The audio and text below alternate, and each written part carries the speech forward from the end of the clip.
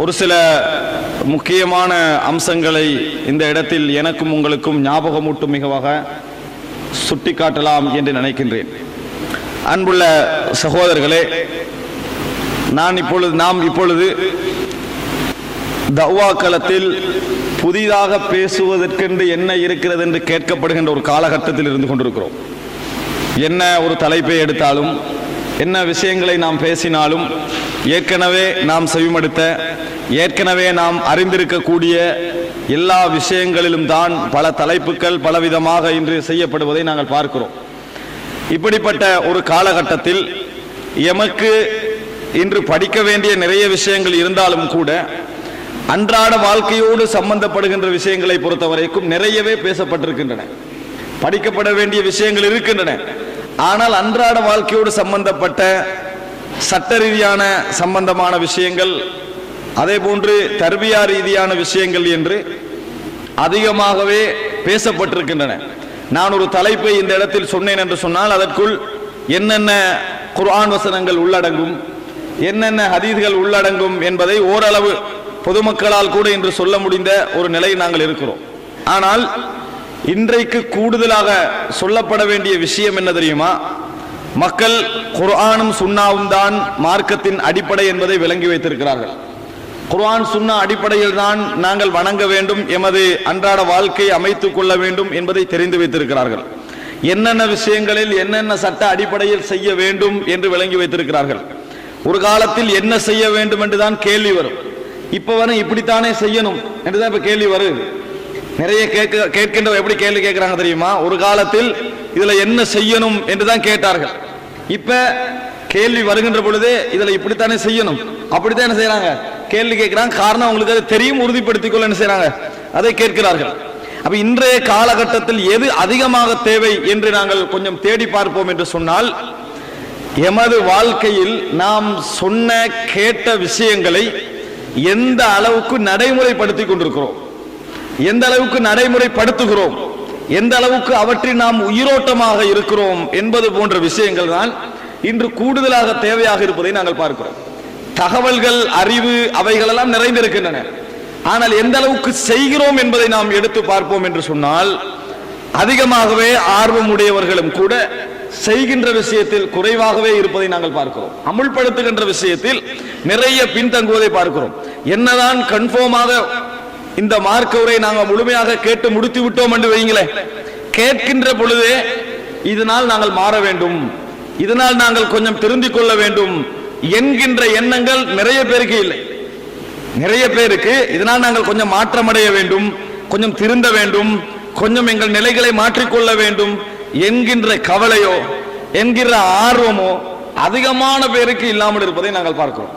பயான் நிகழ்ச்சிகளில் கலந்து கொள்வது நன்மை தரும், பயான் நிகழ்ச்சிகளில் நடந்து கொள்வது நன்மை தரும் என்ற அடிப்படையிலும், அல்லது நல்ல சம்பவங்கள், நல்ல உருக்கமான செய்திகள் கிடைக்கும் என்ற அடிப்படையிலும் தான் இன்று மார்க்க உரைகள் அணுகப்படுகிறதே ஒழிய, நிறைய மாற்றங்களை எங்களில் ஏற்படுத்திக் கொள்ள முடியுமா, இதனால் நாங்கள் எப்படி மாறலாம், அது எவ்வளவு பெரிய நஷ்டம் வந்தாலும் பரவாயில்லை, நான் அதை பிழையாக இருந்தால் இறைவனுக்காக விடுவதற்கு தயார் என்கின்ற மனநிலைகளோடு மார்க்கத்தை இன்று கேட்கின்றவர்கள் குறைவாக இருப்பதற்கு வெறுமனே கேட்பவர்கள் மாத்திரம் காரணம் அல்ல, பேசுகின்றவர்களும் காரணம்.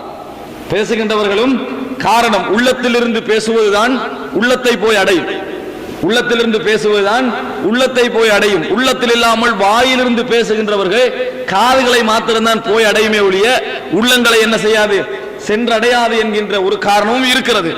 ஆனாலும் கூட இன்றைய காலகட்டத்தில் அதிகமாக சிந்திக்கப்பட வேண்டிய ஒரு விஷயம் இதுதான். கேட்கின்றவர்கள் மாற்றங்களுக்காக, நமது வெற்றிக்காக, அது என்ன பெரிய நஷ்டமாக இருந்தாலும் அல்லாஹ்வுடைய ரசூலுடைய வழிகாட்டல் இதுவாக இருந்தால் நாம் அதை விட்டுவிட தயார் என்கின்ற நிலையில் கேட்பவர்களை காண முடியவில்லை. அன்புள்ள சகோதரர்களே, அதனால் நிறையவே நாங்கள் இப்படி செய்தால் சொர்க்கம் கிடைக்கும், இப்படி செய்தால் நரகம் கிடைக்கும் என்பதை நாங்கள் நிறைய விளங்கி வைத்திருக்கிறோம். ஆனால் ஒரு விஷயத்தை நாங்கள் விளங்க தவறிவிட்டோம். அது என்ன தெரியுமா? சொர்க்கத்துக்கு தகுதியானவர்கள் எல்லோரும் இறைவன் இந்த உலகத்தில் மார்க்கத்தை வெற்றி பெறுவதற்கு தேர்ந்தெடுக்கப்பட்டவர்கள் அல்ல, தேர்ந்தெடுத்தவர்கள் அல்ல. அதாவது சொர்க்கத்தில் ஆக பாவம் செஞ்சவனையும் மன்னிச்சு அல்லாஹ் தஆலா சொர்க்கம் அனுப்புவான். நபிமார்களும் சொர்க்கம் போவார்கள். விளங்கிட்டா? பாவம் செய்தவர்களை, சாதாரண பாவம் செய்தவர்கள் மன்னித்தும் சொர்க்கத்திலே இருப்பார்கள். சுஹதாக்களும் சொர்க்கத்திலே இருப்பார்கள். கொலை செய்துவிட்டு அதே நேரத்தில் இஸ்லாத்துக்கு வந்தவனும் சொர்க்கத்திலே இருக்கும். கடைசி நேரம் லா இலாஹ இல்லல்லாஹ் முஹம்மது ரசூலுல்லாஹ் சொன்னவரும் சொர்க்கத்திலே இருக்கும். அப்ப எல்லாரும் சமனாகுவார்களா? எல்லாரும் ஒரு நாள் என்ன செய்ய மாட்டார்கள்? சமனாக மாட்டார்கள். மார்க்கத்தை இந்த உலகத்தில் வெற்றி பெற செய்வதற்கென அல்லாஹு தஆலா சிலரை தேர்ந்தெடுப்பான். அவர்கள் சொர்க்கத்துக்கு போகின்றார்களே, அவர்களிலேயே உயர்ந்த அந்தஸ்துள்ளவர்களாக அவர்கள் இருப்பார்கள். சொர்க்கத்துக்கு போகின்றவர்களிலேயே உயர்ந்த அந்தஸ்துள்ளவர்களாக இருப்பார்கள். நாம் சொர்க்கவாதியாக வேண்டும் என்கின்ற லட்சியத்தோடு இருக்கிறோம், உண்மை. ஆனால் இறைவன் இந்த இஸ்லாத்துடைய வெற்றிக்கு சிலரை தேர்ந்தெடுப்பானே, சொர்க்கவாதிகள் எல்லோரும் அதற்கு தேர்ந்தெடுக்கப்படுகின்றவர்கள் அல்ல. இஸ்லாத்துடைய வெற்றிக்கு, இந்த இஸ்லாத்துடைய வளர்ச்சிக்கும், இந்த இஸ்லாமிய சமுதாயத்துடைய முன்னிலையான பணிக்கும் இறைவனால் தேர்ந்தெடுக்கப்படுகின்றவர்கள் இருக்கிறார்களே, அவர்களுக்கென சில ஸ்பெஷல் குவாலிட்டியை குர்ஆன் சொல்லி காட்டுகிறது. சில ஸ்பெஷல் பண்புகளை, சிறப்புமிக்க சில இயல்புகளை அல் குர்ஆன் எங்களுக்கு சொல்லி காட்டுகிறது. எல்லோரையும் நம்ம லா இலாஹ இல்லல்லாஹ் முஹம்மது ரசூலுல்லாஹ் சொல்லிவிட்டோம், 5 நேரம் தொழுகிறோம், சில பாவங்களை விட்டு விடுகிறோம், நல்ல மார்க்கத்துக்கு ஈடுபடுகிறோம், மைக் பிடித்து பேசுகிறோம் என்பதற்காக எல்லாம் அல்லாஹு தஆலா மார்க்கத்தில் இவர்கள் தான் செலக்ட் பண்ணப்படுகின்றவர்கள் என்று தேர்ந்தெடுக்க மாட்டான். அது அல்லாஹு தஆலாவுடைய பண்பும் அல்ல. ஒருவருடைய சத்தம் உயர்ந்து விடுவதனாலோ அல்லது தௌவா களத்தில் அவர்தான் முன்னுக்கு எப்பயும் நிற்கிறார் என்பதனாலோ ஒருவரையும் அல்லாஹு தஆலா என்ன செய்வதில்லை? தௌவா களத்தில் இஸ்லாத்துடைய வெற்றிக்காக தேர்ந்தெடுப்பது இல்லை. இஸ்லாத்துடைய வெற்றிக்கென தேர்ந்தெடுக்கப்படுகின்றவர்களுக்கு சில ஸ்பெஷாலிட்டி அல்லாஹு தஆலா சொல்லி காட்டுகிறான். நீங்க நினைத்து பாருங்கள், நான் பின்னால் அவரது சம்பவத்தை சொல்லுவேன். உமர் இப்னுல் கத்தாப் ரலியல்லாஹு அன்ஹு அவர்களை பார்த்து ரசூலுல்லாஹி ஸல்லல்லாஹு அலைஹி வஸல்லம் அவர்கள் சொன்னார்கள், கைருத் தாபிஈன உவைஸல் கர்னி. கைருத் தாபிஈன் உவைஸல் கர்னி, தாபிஈன்களிலேயே மிக சிறந்தவர் உவைஸல் கர்னி என்று சொன்னார்கள். சஹீஹ் முஸ்லிமிலே வரக்கூடிய செய்தி, தாபிஈன்களிலே மிக சிறந்தவர் உவைஸல் கர்னி என்று சொன்னார்கள். அவர் யமனை சேர்ந்தவர், யமனில் கர்ன் என்ற கோத்திரத்தை சேர்ந்தவர், கர்ன் என்ற கோத்திரத்தில் முராத் என்ற கோத்திரத்தை சேர்ந்தவர் அப்படின்னு ரசூலுல்லாஹ் சில பண்புகளை அவருக்கு சொல்கிறார்கள். சொல்லிவிட்டு சொன்னார்கள், உமரே, நீங்கள் அவரை சந்தித்தால், அவரை சந்திக்க உங்களுக்கு சந்தர்ப்பம் கிடைத்தால், முர்ஹு ஃபல்யஸ்தக்ஃபிர்ஹு லக், ஃபல்யஸ்தக்ஃபிர் லக், அவரை ஏவுங்கள், அல்லாஹ்விடத்தில் உங்களுக்காக பாவ மன்னிப்பு தேடுமாறு ஏவுங்கள் என்று சொன்னார். நான் கேட்கிறேன், சிறந்த தாபீன்கள் பட்டியலை எடுங்கள். நாங்கள் இன்று யாரையெல்லாம் தெரிந்து வைத்திருக்கிறோம் தெரியுமா? காசிம் பின் முஹம்மத், சயீத் இப்னுல் முஸையிப், ஷுரைஹல் காதி போன்ற நிறையவர்களை நாங்கள் தெரிந்து வைத்திருக்கிறோம். ஆனால் கைருத் தாபிஈன் என்று ரசூலுல்லாஹி ஸல்லல்லாஹு அலைஹி வஸல்லம் அவர்கள் சொன்னார்களே, அவர் இஸ்லாத்துக்கு செய்த பணிகள் என்று பதிவு செய்யப்பட்டவைகளை நீங்கள் எடுத்துக்கொண்டீர்கள் என்றால் மற்றைய தாபீன்களை விட பல மடங்கு குறைவு, பல மடங்கு குறைவு. ஆனா ரசூலுல்லாஹ் என்ன சொன்னாங்க? கைருத் தாபிஈன், தாபியன்களிலேயே மிக சிறந்தவர் என ரசூலுல்லாஹி ஸல்லல்லாஹு அலைஹி வஸல்லம் அவர்கள் சொன்னார்கள். நான் என்ன சொல்கிறேன் தெரியுமா? நாங்கள் நினைத்து விடக் கூடாது, வெளிப்படையாக எங்களை மக்கள் எந்த மதிப்பை வைத்திருக்கிறார்களோ அந்த மதிப்பை தான் இறைவன் எங்களுக்கும் வைத்திருக்கிறான் நினைத்து விடக் கூடாது. வெளிப்படையாக உண்மையிலேயே மனிதர்களால முயற்சி செஞ்சு செய்கின்ற அமல்கள் என்ன? நம்ம தொழுவோம், நோன்பு பிடிப்போம், பாவங்களை கொஞ்சம் விட்டு விடுவோம், கொஞ்சம் தர்மங்களை செய்வோம். இதை வைத்து எங்களோட மனசு என்ன சொல்லும்? மாஷா அல்லாஹ், அவனை விட நீ நல்லாக இருக்கிறாய், இவனை விட நல்லாக இருக்கிறாய், இவனை விட நன்றாக இருக்கிறாய் என்று சொல்லி நம்மளே எங்களுக்கு ஒரு பாராட்டு வச்சிருப்போம். இந்த பாராட்டு தான் இறைவன் இந்த மார்க்கத்திலே செலக்ட் பண்ணுவதற்கான தகுதி என்று நினைத்து விடக்கூடாது. இறைவன் சில தகுதிகளை வைத்திருக்கிறான். அந்த தகுதிகளை நாங்களே எங்கள் உள்ளத்தில் எப்பொழுது உணர்கிறோமோ, நாங்க உணரல, எங்களுக்கு தெரியும், அது எங்களுக்கே தெரியும் நம்ம தகுதி இல்லை, நம்ம இதுக்கு பொருத்தம் இல்லை என்று ஒவ்வொருவரும் ஒவ்வொரு செகண்டிலும் உணர்கின்ற ஒரு காலகட்டத்தில் தான் நம்ம இருந்து கொண்டிருக்கிறோம். இறைவனுக்கு தெரியும் இவர் இதுக்கு செலக்ட் பண்ணப்படுகின்றவரா இல்லையா. அன்புள்ள சகோதரர்களே, உதாரணத்துக்கு வைத்துக் கொள்ளுங்கள், ஒரு ஓட்ட போட்டி என்று வைங்க, எல்லாரும் ஓடுறாங்க, மக்களுடைய கெஸிங் என்னதான் இருக்கும்? முதலாவது ஓடுறவன் தான் முதலாவது வருவான், அதுதான் மக்களுடைய வெளிப்படையான பார்வை. ஒரு 3 ரவுண்டுக்காக என்ன செஞ்சுட்டான்? முதலாவதே ஓடுறான்டா, அவன் தான் முதலாவது வருவான் தெரியும். ஆனால் யாரு முதலாவது வருவான்ன்றது கடைசியாகத்தான் தெரிய வரும். உண்மையிலேயே சோர்ந்து ஓடினவனா, முதல் ரவுண்ட்ல ஓடினவனா, எதுல ஓடினவன் ஃபர்ஸ்டா வருவான் என்பது கடைசி நேரத்தில் தான் தெரியும். அல்லாஹ் தஆலா சொல்கிறான், வல் ஆகிபத்து லில் முத்தகீன், இறுதி முடிவெல்லாம் இறையச்சம் உடையவர்களுக்கு மாத்திரம்தான். இறுதி முடிவு யாருக்கு தெரியுமா? இறையச்சம் உடையவர்களுக்கு மாத்திரம்தான். வாழுகின்ற நேரத்தில் இறையச்சம் உடையவன் தோல்வி பெற்றவனாக மாறுவான்.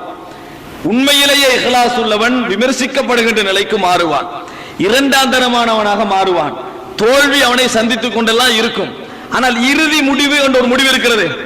அந்த முடிவை பொறுத்த வரைக்கும் யாரை இறைவன் தேர்ந்தெடுப்பானோ அவர்களுக்கு தான் அந்த முடிவு கிடைக்கும் என்பதை நாங்கள் மறந்துவிடக் கூடாது. அடிப்படையாக இதை மனதிலே வைக்க வேண்டும். அன்புள்ள சகோதரர்களே, இஸ்தஃப்தி கல்ப, உங்களது உள்ளங்களை நீங்களே விசாரணை செய்து கொள்ளுங்கள். இஸ்லாம் எங்களுக்கு சொல்கின்ற பெரிய ஒரு உபதேசம். நாங்கள் இந்த சமுதாயத்துடைய வெற்றியில் முன்னிலையில் அல்லாஹு தஆலா எங்களுக்கு முடிவை தருவானா. இப்ப முன்னிலையில இருக்கலாம், அவர் தான் எல்லாம் செஞ்சாரு, அவர் தான் நிறைய பயான் பண்ணாரு, இவர் தான் நிறைய திருத்தினாரு என்று இப்பொழுது எங்களுக்கு பேர் இருக்கலாம். ஆனா முடிவு ஒன்று இருக்குது, இறுதி முடிவு. அது இறுதி முடிவு எங்கட சாய்ஸ் அல்ல, மக்களுடைய சாய்ஸ் அல்ல, யாருடைய பாராட்டும் அல்ல. இறைவன் எங்களை இந்த உலகத்தில் வைக்கின்ற ஒரு சீல், அது அதான் இறுதி முடிவு. இந்த இறுதி முடிவை பொறுத்த வரைக்கும் இறைவன் தான் செலக்ட் பண்ணுவான்.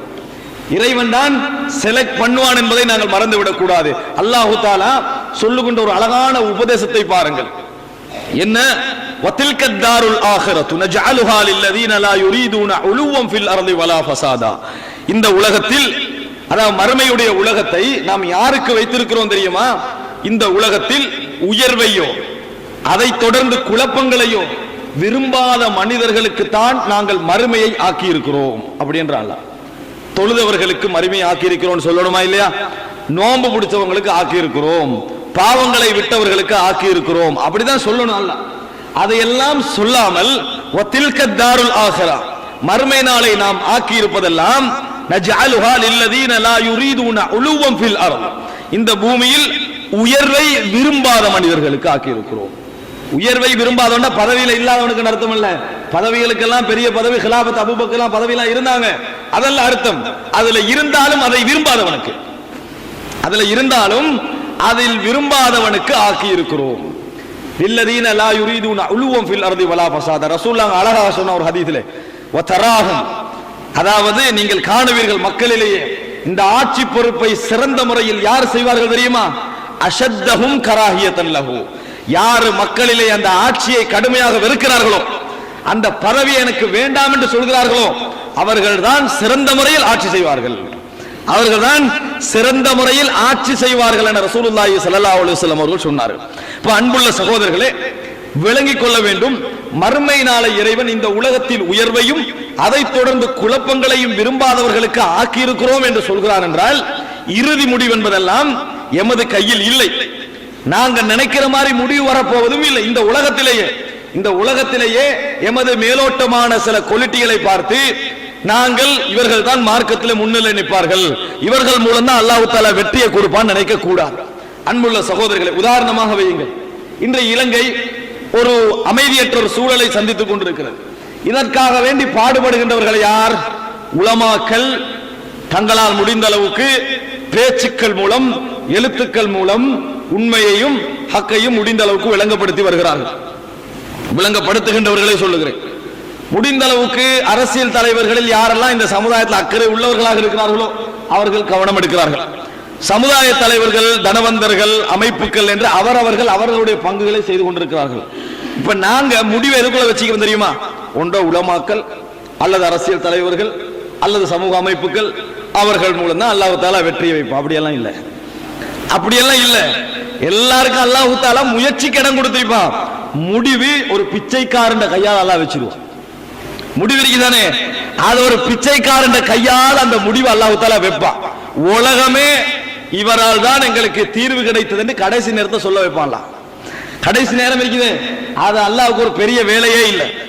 சந்தர்ப்பம், யூசுப் அலைஹிஸ்ஸலாம் சிறைச்சாலையில் இருக்கின்ற பொழுது மன்னர் காணுகின்ற கனவுக்கும் யூசுப் அலைஹிஸ்ஸலாத்துடைய அமைச்சர் பதவிக்கும் சம்பந்தம் இருக்குதா? சம்பந்தமே இல்லை. மன்னர் காணுகின்ற கனவுக்கும் யூசுப் அலைஹிஸ்ஸலாத்துடைய அமைச்சர் பதவிக்கும் எந்த சம்பந்தமும் இல்லை. இறைவன் சம்பந்தப்படுத்தி முடிவை கொண்டு வந்து அவருடைய கையால வைப்பான். நிறைய பேர் முயற்சி எடுப்பார்கள், நிறைய பேர் போராடுவார்கள். ஆனால் இறைவன் செலக்ட் பண்றது யார தெரியுமா? இதில் யார் இந்த சமுதாயத்தில் உண்மையான அக்கறையும் உண்மையான இஹ்லாஸும் உண்மையான நடைமுறையும் எனக்கென்றே வாழக்கூடிய ஒரு தனி பண்பும் கொண்டவனாக இருந்தானோ அவர்கள் மூலம்தான் முன்னுக்கு வைப்பாங்க. அப்ப உண்மையிலேயே இஹ்லாஸ் உள்ளவங்க என்ன பதில் சொல்லுவாங்க தெரியுமா? நிச்சயமாக என்னை விட அவர்தான் தகுதியானவர், என்னை விட அல்லாஹ் தஆலா பொருத்தமானவரை தான் தெரிவு செய்திருக்கிறார் என்ற மனோநிலை அவர்கள் வருவார்கள். பொறாமை உள்ளவர்கள் அவர்கள் என்ன முடிவெடுப்பாங்க? இவன்லாம் இதுக்கு தகுதியான முடிவெடுப்பார்கள், அவ்வளவுதான். ஆனா அல்லாஹ்வை பொறுத்தவரைக்கும் அஃபனஜஅலுல் முஸ்லிமீன கல் முஜ்ரிமீன், நாங்கள் குற்றவாளிகளையும் முஸ்லிம்களையும் சமனாக இந்த உலகத்தில் ஆக்கி விடுவோம் என்று நீங்கள் நினைக்கிறீர்களா? அப்படியெல்லாம் ஆக்க மாட்டோம். அப்ப அன்புள்ள சகோதரர்களே, இதை நாங்கள் நல்ல முறையில் பதிவு செய்ய சில விஷயங்களை நான் படிப்படியாக சொல்லுவேன். முதல் அம்சம் பதிவு செய்ய வேண்டும் என்ன தெரியுமா? இந்த உலகத்தில் மார்க்க வெற்றிக்கோ இஸ்லாமிய சமுதாயத்துடைய வெற்றிக்கோ போராடுபவர்கள் தான் முடிவை கொண்டு வந்து வைப்பார்கள் என்று நினைக்க வேண்டாம். இந்த சமுதாய வளர்ச்சிக்கோ மார்க்க வளர்ச்சிக்கோ எந்த வளர்ச்சிக்காக இருந்தாலும் போராடுகின்றவர்களுடைய கையிலே தான் இறைவன் வெற்றியை வைத்திருப்பான் என்று மாத்திரம் நாங்கள் நினைத்து விடக்கூடாது. எதை யோசிக்கணும் தெரியுமா? நான் எவ்வளவு முயற்சி செய்திருக்கிறேன், நான் எவ்வளவு எழுதி இருக்கிறேன், நான் எவ்வளவு பேசி இருக்கிறேன், நான் எவ்வளவு இதற்காக உயிர் கொடு, அப்படியெல்லாம் நினைக்க வேண்டாம். செஞ்சதுல எல்லாமே அல்லாஹ்வுக்காக வாழக்கூடிய ஒரு மனத்தன்மையோடு நீ செய்தாயா? உண்ட உள்புறமும் வாழ்க்கை எல்லாமே நல்ல ஒரு இஹ்லாஸுடைய வாழ்க்கையோடு இருந்தான மட்டும் நீங்க டெஸ்ட் பண்ணிக்கங்க. முயற்சிகளை வச்சு இறைவன் என்ன செய்வதில்லை, உங்களுக்குரிய முடிவை தருவதில்லை. உங்கள் உள்ளங்களை வைத்து தான் இறைவன் என்ன செய்வான்? முடிவை எழுதுவான். எங்களுக்கு முயற்சி சின்னதா இருந்தாலும் போதும். அல்லாஹ்வை பொறுத்த வரைக்கும் வெற்றிக்கு எங்களுக்கு பெரிய முயற்சி எல்லாம் தேவையில்லை. ஒரு நல்ல உதாரணம் மக்கா வெற்றி. ஏன்னா இந்த அடிப்படையை பதிஞ்சாதான் நான் சொல்லக்கூடிய சில விஷயங்கள் உங்களுக்கு பதியும். ஒரு இன்னொரு உதாரணம் சொல்வதென்றால் என்னது? மக்கா வெற்றி. மக்கா வெற்றியை பொறுத்த வரைக்கும் அல்லாஹ் தஆலா என்ன செய்யறான்டா, ரசூல் ஸல்லல்லாஹு அலைஹி வஸல்லம் பிறக்கிற வருஷமே ஒரு இன்சிடென்ட்டை ஏற்படுத்துகிறான். என்ன? 360 சிலை இருக்கின்ற நேரத்தில் காபத்துல்லாவை நோக்கி ஒரு பெரிய ஒரு யானை படை வருகிறது. அந்த யானை படைக்கு நெருங்க முடியாமல் அந்த மக்கள் பார்த்து கொண்டிருக்க, நபி பிறந்த வருஷம் அது, நபி பிறக்க முன்னால நடக்குது. மக்கள் பார்த்து கொண்டிருக்க பறவைகள் வந்து கற்களை எறிந்து அந்த யானை படை அத்தனையுமே வைக்கோல் சாப்பிட்ட மெல்லப்பட்ட வைக்கோல் பொருள்களாக மாறுவதை அல்லாஹ் தஆலா காட்டினான். 360 சிலை இருக்க அல்லாஹ் தஆலா காப்பாத்தினான், காபத்துல்லாஹ் காப்பாத்தினான். அந்த மக்களோட உள்ளத்துல ஒரு பதிவை அல்லாஹ் எழுதினான். என்ன பதிவு? இந்த காபத்துல்லாவை அல்லாஹ்வை மீறி எவரும் என்ன செய்ய முடியாது, நெருங்க முடியாது. இன்னும் அவங்களுக்கு சிலைகளை பத்தி நம்பிக்கை கூடி இருக்குமா குறைஞ்சிருக்குமா? சுனாமி வந்து ஒரு கபரு, கட்டப்பட்ட கபரு அழியல்ல என்று சொல்லி நம்பிக்கை கூடிட்டு கொஞ்சம் பேருக்கு வழங்கிட்டா. கல்முனையில என்ன பாத்தீங்களா, சுனாமி வந்து என்னமெல்லாம் போச்சு, கபரு போச்சா அப்படின்னு என்ன செய்யறான், அடுத்த வருஷம் விழாவை பெருசா கொண்டாடினான். அப்ப 360 சிலை இருக்கிற டைம்ல யானை படை கொண்டு அல்லாஹ் தஆலா என்ன செஞ்ச, யானை படை அழிச்சிட்டான். அந்த மக்களோட மனசுல ஒரு பெரிய பதிவு ஏற்படுத்துகிறான். ஆனா அவங்க மறந்துட்டாங்க, அல்லாஹ் இதை எதற்கு ஏற்படுத்தினான் என்பதை மறந்து விட்டான். அல்லாஹ் அந்த மக்கா மக்களுக்கு ஞாபகப்படுத்தினான். அலம் தர கைஃப ஃபஅல ரப்புக பி அஸ்ஹாபில் ஃபீல் அலம் யஜஅல் கைதஹும் ஃபீ தத்லீல் வ அர்ஸல அலைஹிம் தய்ரன் அபாபில் தர்மீஹிம் பிஹிஜாரத்தின் மின் சிஜ்ஜீல். ஞாபகப்படுத்தி ஒரு சம்பவத்தை அல்லாஹ் வசனத்தை இறக்கினான். அதுவல்ல முக்கியம். இந்த பதிவு அந்த முழு மக்கா மக்கள் மத்தியிலும், அரபு உலக மக்கள் மத்தியில் ஒரு விஷயத்தை ஏற்படுத்துச்சு. இப்ப நீங்க நினைச்சு பாருங்க, அல்லாஹ் தஆலாவுக்கு ஒரு சமுதாயத்துக்கு வெற்றி கொடுப்பது என்பது பெரிய ஒரு விஷயமே அல்ல. முயற்சி செய்கின்றவர்கள், போராடுகின்றவர்கள், கஷ்டப்படுகின்றவர்கள் தான் ஒரு வெற்றிக்கு தகுதியானவர்கள் இஸ்லாம் சொல்லவே சொல்லாது. அந்த முயற்சியை முடிந்த அளவுக்கு எடுத்துக்கொண்டு ஒரு 2 கத்து தான் கத்தலாம், அதான் அவன் முயற்சி என்றிருந்தால் அந்த முயற்சியை எடுத்துக்கொண்டு தன் உள் வாழ்க்கையும் புறம் வாழ்க்கையும் இஹ்லாசுடனும் தான் முடிந்த அளவுக்கும் ஆன்மீகத்தோடு தொடர்புபட்டு வாழ்றானே அவனை அல்லாஹ் கொண்டு வைப்பான். வேறொருத்தர் கொண்டு வந்து வைக்க வேண்டிய அவசியமே இல்லை. அல்லாஹ் கொண்டு வந்து முன்னிறுத்தி வைப்பான். நீ தான் இந்த வெற்றிக்கு என்னது மிகவும் தகுதியானவன் என்பதற்கு ஆதாரம் என்ன தெரியுமா? 13 வருடங்கள் ரசூலுல்லாஹி ஸல்லல்லாஹு அலைஹி வஸல்லம் அவர்கள் மக்கால கஷ்டப்படுறாங்க. எத்தனை பேர் இஸ்லாத்துக்கு வந்தாங்க? 300 லட்சம் பேர், 400 லட்சம் பேர் இஸ்லாத்துக்கு வந்தாங்க. மதீனால இனி இல்லை என்றே கஷ்டப்படுறாங்க ரசூல் ஸல்லல்லாஹு அலைஹி வஸல்லம். அப்ப அல்லாஹ்வுக்கு பெரிய வேலையா வெற்றியை கொடுக்கிறது, இஸ்லாத்தை எடுக்க வைக்கிறதும் பெரிய வேலை அல்ல. ஆனால் இதில் உண்மையான இஹ்லாஸ் உள்ளவர்கள் தான் முன்னணியில் வெற்றி பெறுவார்கள் என்பதை காட்டுவதற்கு செய்கிறான். எல்லாம் முடிஞ்சு இப்ப அல்லாஹ் வெற்றி கொடுப்போம் என்று நினைக்கிறான். நினைக்கின்ற நேரத்தில் ரசூலுல்லாஹி ஸல்லல்லாஹு அலைஹி வஸல்லம் குறிப்பிட்ட ஒரு படையினரோடு மக்காவுக்குள் நுழைகிறார்கள். நுழைந்து காபத்துல்லாவுக்குள் நுழைகிறார்கள். மக்கத்து மக்கள் எல்லோரும் ஒரு எதிர்பார்ப்போடு இருந்தார்கள். என்ன எதிர்பார்ப்புன்னு பாருங்க. நுழைந்து ரசூலுல்லாஹி ஸல்லல்லாஹு அலைஹி வஸல்லம் ஒவ்வொரு சிலையாக உடைத்து வருகிறார்கள். உடைத்து ஹுபல் சிலையையும் ரசூலுல்லாஹி ஸல்லல்லாஹு அலைஹி வஸல்லம் உடைக்கிறார்கள். காபத்துல்லாவை திறந்து காபத்துல்லாவுக்குள் நுழைந்து இப்ராஹிம் அலைஹிஸ்ஸலாத்துக்கும் இஸ்மாயில் அலைஹிஸ்ஸலாத்துக்கும் வைத்த சிலையை உடைக்கிறார்கள். எல்லாம் உடைக்கிறாங்க. உடைத்து விட்டு வகுல் ஜாஅல் ஹக் வ ஸஹகல் பாத்தில் இன்னல் பாத்தில கான ஸஹூகா என்ற வசனங்களை ஓதுகிறார்கள். அபாபில் வரை வரவில்லை, எந்த கற்களும் எரியப்படவில்லை. ரசூலுல்லாஹி ஸல்லல்லாஹு அலைஹி வஸல்லம் வெற்றி வாகை சூடுகிறார்கள். காபத்துல்லாவை திரையை பிடித்துக் கொண்டிருந்த சில முரண்பட்ட முனாஃபிக்குகள் காபிர்களை வெட்டுகிறார்கள். எந்த கல்லும் என்ன செய்யல, எரியப்படல. 360 சிலையை பாதுகாத்த இறைவன் 360 சிலையை உடைக்கிற நேரத்தில் எதை அனுப்பல? இதா ஜா நஸ்ருல்லாஹி வல் ஃபத்ஹ் வ ரஅய்தன் நாஸ யதுகுலூன ஃபீ தீனில்லாஹி அஃப்வாஜா. அல்லாஹ் தஆலா வசனம் இறக்கினா, மக்களே நபியே, அதாவது அல்லாஹ்வுடைய உதவி, மக்கா வெற்றி, அல்லாஹ்வுடைய உதவியும் வெற்றியும் வருவதை நீங்கள் பார்த்து விட்டால் மக்கள் அல்லாஹ்வுடைய மார்க்கத்தில் கூட்டம் கூட்டமாக நுழைவதை நீங்கள் கண்டுவிட்டால் அல்லாஹ்விடத்தில் பாவ மன்னிப்பு தேடுங்கள், அல்லாஹ்வை துதியுங்கள், அவன் பக்கம் மீளுங்கள் என்ற குர்ஆன் வசனத்தை அல்லாஹ் இறக்குகிறான். என்ன காரணம் சொல்லுவோம்? அந்த மக்கா மக்கள் மனதில் ஒரு விஷயம் இருந்துச்சு.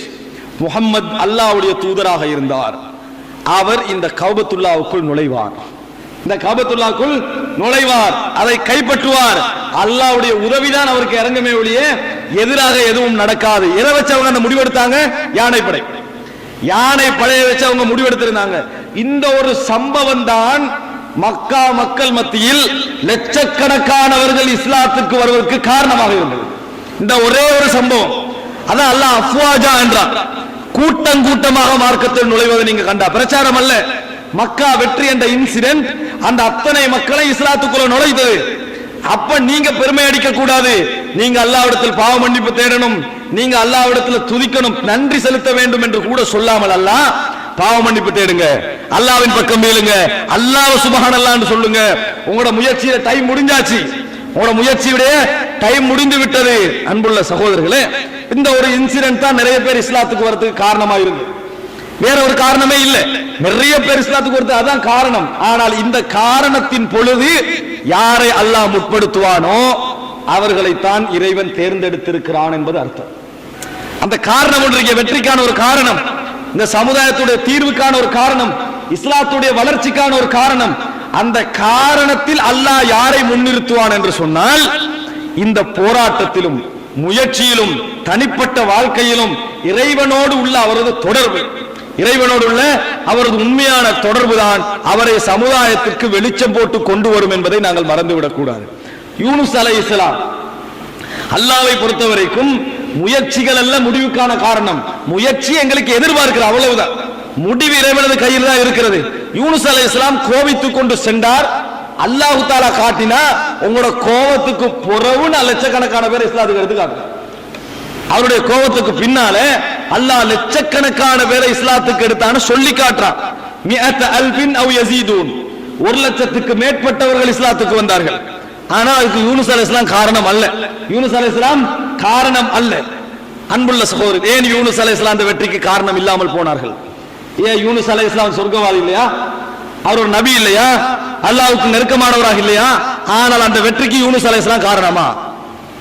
அந்த 1,00,000 பேர் இஸ்லாத்துக்கு வந்தாங்களே, அதற்கு யூனுஸ் அலைஹிஸ்ஸலாம் காரணமானு கேட்டு பாருங்க, உங்களோட மனசே என்ன சொல்லும்? இல்லை. அல்லாஹ் ஏன் அந்த வெற்றிக்கு அவரை தேர்ந்தெடுக்கவில்லை? அன்புள்ள சகோதரர்களே, எனவே புரிந்து கொள்ள வேண்டும், முயற்சி எடுத்தோம், கஷ்டப்பட்டோம், பாடுபட்டோம், முடியாது விட்டால் தூக்கி வீசிவிட்டு போனோம் என்பதனால அல்லாஹு தஆலா முடிவை எங்களை கூப்பிட்டு கஷ்டப்பட்டு எழுதுவான்னு நீங்க நினைக்க கூடாது. முடிவை பொறுத்தவரைக்கும் இறைவனிடத்தில் சில நிபந்தனைகள் இருக்கின்றன, அந்த நிபந்தனைக்கு உட்பட்டவர்களுக்கு மட்டும்தான் முடிவு. இல்லை என்றால் யூனுஸ் அலைஹிஸ்ஸலாம் போன்ற நபிமார்கள் ஒரு மிகப்பெரிய வெற்றியான ஒரு முடிவுக்கு அல்லாஹ் தஆலா என்ன செய்யல, அந்த இடத்தில் அவரை தகுதியாக, பெரிய ஒரு நபி, எங்களை விட சிறந்தவர். ஆனால் அல்லாஹ் தஆலா என்ன செஞ்சான்? அவர் அந்த மீனுடைய வயிற்றிலிருந்து லா இலாஹ இல்லா அன்த சுப்ஹானக இன்னி குன்து மினல் ஸாலிமீன், யா அல்லாஹ் வணக்கத்துக்குரிய நான் உன்னை தவிர வேறு யாரும் இல்லை, நீ தூய்மையானவன், நான் அநியாயம் இழைத்தவர்களில் ஒருவன் என்று மாத்திரம் அவர் சொல்பவராக இல்லை என்றால் லா லபித ஃபீ பத்னிஹி இலா யௌமி யுபஅஸூன், மறுமை நாளில் அவர்கள் எழுப்பப்படுகின்ற காலம் வரும் வரைக்கும் அவர்கள் எங்க இருந்திருப்பாங்க? மீண்ட வயிற்றுக்குள்ளே. அவரே தப்பி இருக்க மாட்டாரு, அவரே தப்பி இருக்க மாட்டார். வலா தகுன் கசாஹிபில் ஹூத், நபியே மீனுக்குரிய அந்த யூனுஸை போன்று நீங்கள் இருந்து விட வேண்டாம், அப்படி அவசரப்பட்டு விட வேண்டாம் என்றெல்லாம் அல்லாஹ் தஆலா சொல்லுகிறான் என்றால், சகோதரர்களே, நல்ல முறையில் அடி மனதிலே பதிய வைத்துக் கொள்ளுங்கள். சொர்க்கத்துக்கு தகுதியானவர்களாக இருந்தாலும் சரி, இந்த மார்க்கத்துடைய வெற்றிக்கு தகுதியானவர்களாக இருந்தாலும் சரி, சமூகத்துடைய இறுதி முடிவுக்கு தீர்வானவர்களாக இருந்தாலும் சரி, இங்கிருந்து தான் செலக்ட் பண்ணப்படுவார்கள் என்று நினைச்சிருவான். பேசுகின்றவர்களும் கேட்கின்றவர்களும் போராடியவர்களும் எழுதியவர்களையும் தான் இறைவன் தகுதியாக்குவான் என நினைத்து விட வேண்டாம். அல்லாஹு தஆலா அதற்கென சிலரை அல்லாஹு தஆலா தேர்ந்தெடுப்பான். அவர்களுக்கென சில குவாலிட்டி இருக்கிறது. அந்த குவாலிட்டி எங்களிடத்தில் என்றென்றும் நிலைத்திருக்கும் என்றால், அதற்கான முயற்சியும் போராட்டமும் எங்களது உள்ளத்திலே இஹ்லாஸாக வரும் என்றால் மாத்திரம்தான் இறைவன் எங்களை அந்த பட்டியலில் எழுதுவான். சில பொழுதுகளில் நாம் சொர்க்கத்துக்கு தகுதியானவர்களாக மாறலாம், அல்லாஹ் ஏற்படுத்த வேண்டும். ஆனால் இந்த சமுதாயத்தில் வெற்றிக்கு தகுதியானவர்களாக மாறுவோம் என்பது இருக்கிறதே, அது இறைவனுடைய ஸ்பெஷாலிட்டியில உண்டு. அதை நாங்கள் புரிந்து கொள்ள வேண்டும். இல்லை என்றால் நாளைக்கு கவலைப்படுகின்றவர்களாக நாங்கள் மாறுவோம். நான் தானே ஆரம்பத்தில் பாடுபட்டேன், நான் தானே முயற்சி செய்தேன், நான் தானே எழுதினேன், நீ எல்லாம் செஞ்சாய், ஆனால் இறைவன் தேர்ந்தெடுக்க வேண்டிய தகுதி உன்னிடத்தில் இருக்கவில்லை. இறைவன் உனக்கு வச்சிருப்பான தகுதி. யூனுஸ் அலைஹிஸ்ஸலாத்தை அல்லாஹ் தஆலா செலக்ட் பண்ணல என்கின்ற பொழுது உங்களை செலக்ட் பண்ணிடுவான் அல்லாஹ் தஆலா, என்னைய செலக்ட் பண்ணிடுவான விஷயம் இல்லாம, அல்லாஹ் எங்களுடைய இக்தியாருக்கு, எங்களது தேர்வுக்கு 1000 காரணம் இருக்கின்ற பொழுது அல்லாஹ்வுடைய தேர்வுக்கு எவ்வளவு காரணம் இருக்கும்? அல்லாஹ் சும்மா தேர்ந்தெடுப்பான அன்புள்ள சகோதரர்களே, இல்லவே இல்லை. இறைவனது வெற்றிக்கென சில தகுதிகளை இறைவன் நம்மிடத்திலே எதிர்பார்க்கிறான். அதை புரிந்து கொள்ள வேண்டும். அல்லாஹ் தஆலா குர்ஆனிலே நான் சில நிறைய விஷயங்கள் சொல்லலாம், ஆனா எங்கள் சமுதாயத்திலே உள்ள எம்மிடத்திலே உள்ள சில முக்கியமான குறைகளை மாத்திரம் நான் இந்த இடத்திலே சொல்லலாம் என்று நினைக்கிறேன். நிறைய இருக்கின்றன, ஆனால் ஒரு முக்கியமான விஷயம் என்ன தெரியுமா? நாங்கள் எல்லாம் கூடுதலாக எதில் கவனம் செலுத்துகிறோம் தெரியுமா? பேச்சால சரி பண்றதுலாம் கவனம் செலுத்துகிறோம். 100க்கு 100 உண்மையா. எல்லாத்தையும் செய்யற மாதிரி செய்யறது விளங்கிட்டா, ஆனா சரி பண்றதுக்கு எதை முழுமையா ட்ரை பண்றது தெரியுமா? பேச்சால. அது அப்படி வந்தா இப்படி இப்படி வந்து அப்படின்னு ஃபுல்லா நியாயம் கற்பிச்சு அதை எப்படியாவது நிரூபிச்சு மனம் சந்தோஷம் அடைகிறோம். அப்பா சரிதான், அந்த அடிப்படையில் எடுத்தா நம்ம பாவம் செய்யலாம். என்ன ஆதாரம் தெரியுமா? பாவம் செய்யறதுக்கு அவ்வளவு வாதம் எல்லாம் செஞ்சு சரிப்படுத்தி அதில் திருப்தி கண்டு கொண்டிருக்கிறோம். அதான் உண்மை. தொழுகிறோம், நோன்பு பிடிக்கிறோம், கஷ்டப்படுகிறோம், மார்க்கம் செய்யறோம், குர்ஆன் ஓதுறோம், அதெல்லாம் சரி. எம்மிடத்தில் உள்ள குறைகளை இருக்கிறதே, எமக்கு நாமே நியாயம் சொல்லிக் கொண்டிருக்கிறோம். எமக்கு நாமே நியாயம் சொல்லிக் கொண்டிருக்கிறோம். எப்படி உதாரணமா சொல்றேன், ஹந்தலா ரலியல்லாஹு அன்ஹு ஹதீஸ் ஞாபகம் வச்சுக்கலாம். பாத்தீங்களா? ஹந்தலா ரலியல்லாஹு நாஃபக ஹந்தலா ஹந்தலா முனாஃபிக் ஆகி விட்டார்னு ஹந்தலா ஓடி வராரு. அப்ப அபூபக்கர் என்ன நயவஞ்சகம்னு கேட்கிறாங்க. ரசூலுல்லாஹ் அவங்களோட இருக்கக்குள்ள ஒரு மாதிரி, வீட்டுக்கு போனா என்ன செய்து வேற மாதிரி எல்லாம் ஞாபகம் வருகிறது, அதான் நயவஞ்சத்துக்கு காரணம். அப்படியா? அது மாதிரிதான் எனக்கும் இருக்குது என்று ரசூலுல்லாஹ் கிட்ட போய் முறையிடுறாங்க. ரசூல் ஸல்லல்லாஹு அலைஹி வஸல்லம் சொல்றாங்க, அப்படித்தான் சாஅத்தம் ஃபஸாஅ, நீங்கள் என்னிடத்தில் இருப்பது போல இருந்தால் லஸாஃபஹத்குமுல் மலாயிகா, மலக்குமார்கள் உங்களுக்கு முசாஃபஹா செய்திருப்பார்கள். பாத்தீங்களா? ஹந்தலாவுக்கு அப்படி, அபூபக்கர் ரலியல்லாஹு அப்படி. அப்ப நாங்க எப்படி? அப்படித்தான் ஈமான் குறையும் தாடி கூடும் குறையும், கரண்டைக்கு கூடும் குறையும் என்று இப்படி இப்படி வச்சுக்கிறோம். வணங்கிட்டா? தாடி கூடும் குறையும், தொழுக கூடும் குறையும்.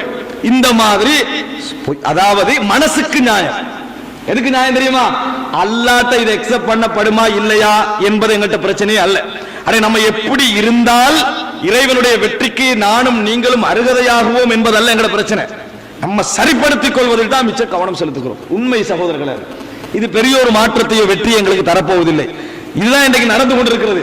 சரிப்படுத்திக் கொள்வதில் நிறைய யோசிக்கிறோம். அதாவது எல்லா விஷயத்தையும் அல்ல, கொஞ்சம் அளவுக்கு மார்க்கம் செய்து கொள்கிறோம். ஆனா எங்கள்கிட்ட மாற்ற முடியாத சில விஷயங்கள் இருக்குது, எங்களுக்கே தெரிஞ்ச சில குறைகள் இருக்கின்றனவே, அவைகளை எங்களை நியாயப்படுத்திக் கொள்கிறோம். எங்களுக்கு நாங்களே நியாயப்படுத்திக் கொண்டு இதை மாற்றத்துக்கு ட்ரை பண்றதை விட குறைய நீடிக்கிறதுக்கு ட்ரை பண்ணிக்கிறோம். அது உண்மை சகோதரர். நான் கேட்கிறேன், ஹந்தலாவும் நாங்களும் ஒன்றான்னு கேட்கிறேன். ரலியல்லாஹு எப்படி ஒன்று இல்லை தெரியுமா? அவர் சொல்றாரு, உங்களோட இருக்கக்குள்ள நல்லா இருக்கிறோம், வீட்டுக்கு வந்தோன்னே எங்களுக்கு உலக ஞாபகம் எல்லாம் வருதுன்னு கவலைப்படுறாரு. எங்கிற பிரச்சனை அதல்ல.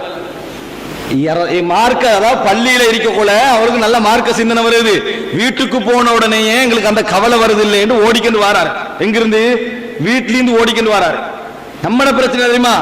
பள்ளிக்குள்ள இருந்து கொண்டு ஊட்டி யோசனை. அவருடைய பிரச்சனை வீட்டுல இருந்து கொண்டு மார்க்க யோசனையில ஓடி வராரு. நம்மளுக்கு பள்ளியில பயம் போய்க்கும், நீ தொழுக பேத்துட்டு இருக்கும். அந்த செக் நாளைக்கு மாறுமா மாறாதா, இங்க இருந்துக்குன்னா முழு யோசனை விளங்கிட்டா.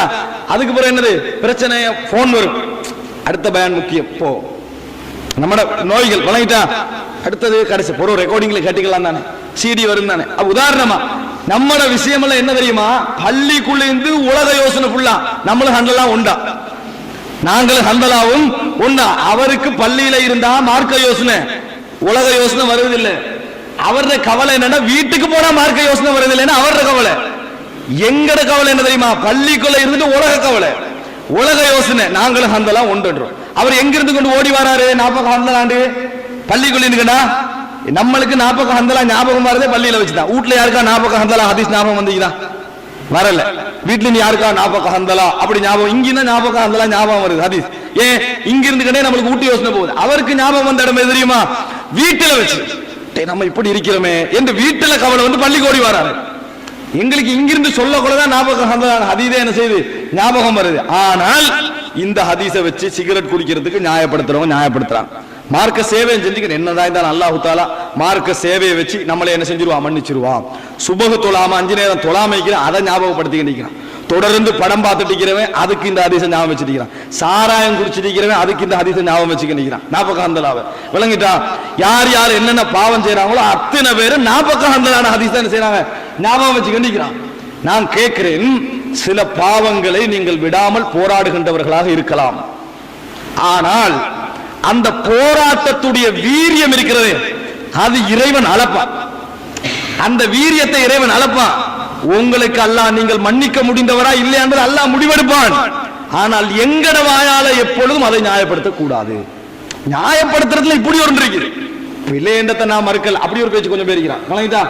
நான் பிழை என்று தான் சொல்றேன், மற்றவனை விட நான் இதை அடிச்சு சொல்லுவேன் பிழை என்று. குர்ஆன் ஹதீஸில் இன்ன அடிப்படையில் பிழை, நம்ம பிழை என்று சொல்ல வந்து அந்த ஆள் பாஞ்சு விழுந்து எல்லா பிழையும் சொல்லி என்றாலும் மறுபடி ஒப்பிட்டு 40 ஹந்தலாக செய்யறது போறது. இப்படி காண்றமா நம்ம சமுதாயத்தில் இதுதான் நம்மளோட வெற்றி. இது நம்ம தகுதியான, நம்ம போராட்டத்தில் முன்னுக்கு நிற்போம். எங்களைத்தான் இறைவன் செலக்ட் பண்ணுவான்னு சொல்லிவிடக் கூடாது அன்புள்ள சகோதரர்களே. ஆனால் அன்புள்ள சகோதரர்களே,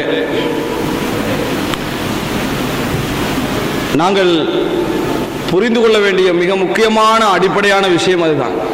ஒவ்வொரு மனிதர்களிடத்திலும் மாற்ற முடியாத, மாற்ற கஷ்டப்படுகின்ற அல்லது உண்மையிலேயே அவரது போராட்டம் அதிலே இஹ்லாஸாக இருக்கக்கூடிய பாவங்கள் இருக்கலாம்.